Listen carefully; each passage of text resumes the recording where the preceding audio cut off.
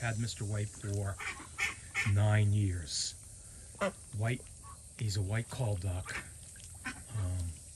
and if you hear the quacking in the background, this is a silver call duck. They're the ones that are quacking. So Mr. White, we got him. Our neighbor across the street sold the house, and she had a couple call ducks. The person moving into the house agreed to keep the call ducks. Long story short, the person moving into the house didn't really want the call ducks, so Mr. White and the first Mrs. White wound up coming to be part of our flock. So you can see, let me pan around, you can see, here's Special right there, and that's Tawny and Loon over there. If I go back to Mr. White, you can see Mr. White is the smallest duck we have, and he has absolutely no problem dealing with the females. In fact, a lot of the females don't particularly like him because he's very randy and they don't appreciate his advances. We do have two bigger male ducks. One of the male ducks looks like this coyote here, and the other male duck looks like this khaki Campbell here. The Cayuga duck is 3 to 4 times Mr. White's size, and I've seen Mr. White fight with that duck, back him down, and have that duck run away from him. Mr. White is tenacious, and he will absolutely stand his ground against a duck 4 times his size. He's a pretty impressive guy. What's interesting is to watch him. He's kind of, I know I have this other duck that, if you've been watching the video, I call Gimpy. Gimpy's right there. She has kind of a limp. Mr. White doesn't have a limp, but he's pretty old for a duck. He's 9 or 10 years old, and he's smaller than the other ducks. He has the shorter legs. So, they walk around the yard all day long, and you can see that it kind of wears on Mr. White after a while.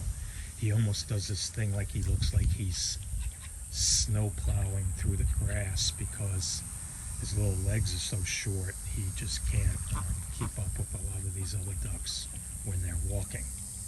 The other interesting thing about Mr. White is, again, he's a call duck, and his wings are fully functional. So this other little duck here, that's a silver call duck next to him. But Mr. White and this silver call duck and this other little silver call duck, they can all fly pretty well.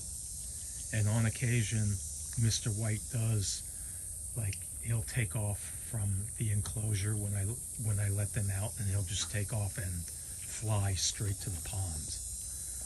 Him and one of these little silver call ducks was also, they were unhappy with the amenities here, and they were flying over the fence and into the neighbor's yard.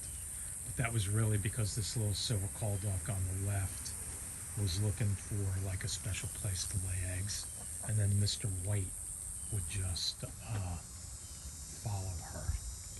So Mr. White right now usually associates most of the time with these two little silver call ducks next to him.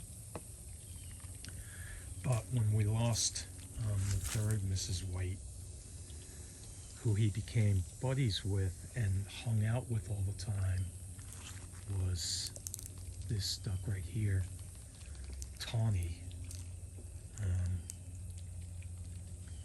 And he would not leave her side. He was always next to her.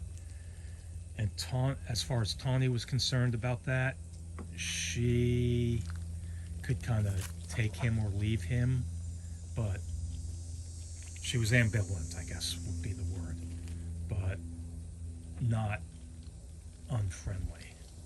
And it's funny because she's the only female that will put Mr. White in his place. All the rest of them are kind of like,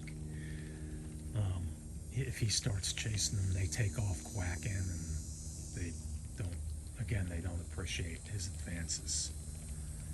So that's a little bit about a feature video of Mr. White, the call duck. And also something that can be pointed out about the ducks in general. You heard earlier in the video that the silver call ducks were quacking. Male ducks don't have that loud, resonant quack. They only quack, this little quack, quack, quack, quack, quack, quack all the time. But they don't have a loud, resonant quack like the female ducks do. All right, so there's a feature video all about Mr. White, the call dog.